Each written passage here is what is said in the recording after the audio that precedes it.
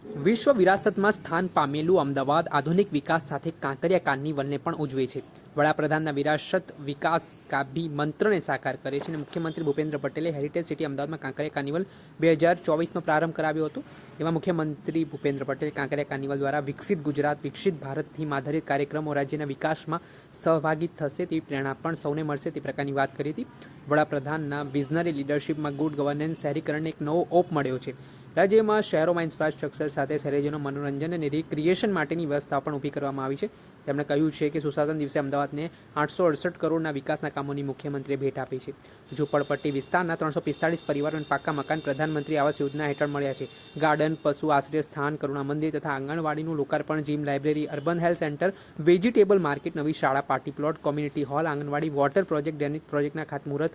મુખ્યમંત્રી ભૂપેન્દ્ર પટેલે અમદાવાદ કાંકરિયા કાર્નિવલ 2024નો પ્રારંભ પ્રસંગે વિશ્વ વિરાસત સ્થાન પામેલું અમદાવાદ શહેરની વાત કરી હતી. સાથે જ વડાપ્રધાન નરેન્દ્ર મોદીએ જે કામો કર્યા હતા, જે વિકાસના પ્રકલ્પો તેમણે ભેટ આપી છે ગુજરાતને, તે લઈને પણ તેમણે સુશાસન દિવસ બાબતે માહિતી આપી હતી. મુખ્યમંત્રીએ સંદર્ભે સ્પષ્ટપણે કહ્યું હતું કે અટલજીના 100મા જન્મદિવસે અમદાવાદ મહાનગરપાલિકાએ કાંકરિયા કાર્નિવલના નગર ઉત્સવ સાથે વિકાસ ઉત્સવ પણ મનાવ્યો છે.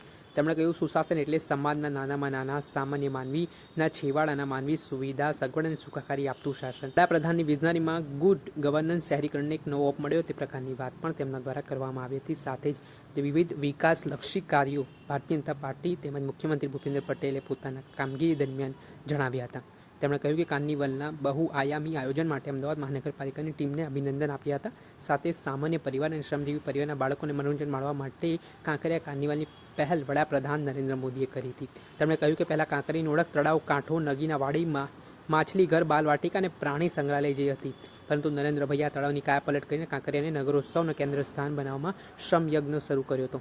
વડાપ્રધાન આ માટે અમદાવાદને સાબરમતી રિવરફ્રન્ટ, અટલ બ્રિજ અને જાપાનીઝ ઝેન ગાર્ડન જેવા નવીન પ્રકલ્પો આપ્યા છે અને તેમના જ આગવા વિઝનથી 2006માં રૂપિયામાં 36 કરોડના ખર્ચે કાંકરિયા લેકફ્રન્ટનું નિર્માણ કરવામાં આવ્યું છે. તે પ્રકારની માહિતીઓ તેમના દ્વારા આપવામાં આવી હતી. સાથે જ આ અવસરે અમદાવાદના મેયર પ્રતિભા જૈને કાંકરિયા કાર્નિવલના ઉત્તરોત્તર સફળતા અને કાર્નિવલના નવીન આયામોની શહેરીજનોને મનોરંજન રહેલી ભૂમિકા વર્ણવી હતી. આ અવસરે અમદાવાદના મેયર પ્રતિભા જૈન કાંકરિયા કાર્નિવલની ઉત્તરોત્તર સફળતા અને કાર્નિવલના નવીન આયામોની શહેરીજનોને મનોરંજનમાં રહેલી ભૂમિકા વર્ણવી હતી. મુખ્યમંત્રી ભૂપેન્દ્ર પટેલે 25.73 કરોડના વિકાસલક્ષી કામોની વાત કરી હતી અને આને જ લઈને જે મણિનગર ખાતે પુનર્નિર્મિત ગાર્ડન, વટવામાં પશુના આશ્રય સ્થાન તેમજ અલગ અલગ જે કામો છે તે કરવામાં આવ્યા છે તેને લઈને વાત કરી હતી. દર્શક મિત્રો, એન કવરેજ ન્યૂઝને આપ લાઇક કરી લો, સબસ્ક્રાઇબ કરી લો અને શેર કરવાનું ભૂલતા નહીં.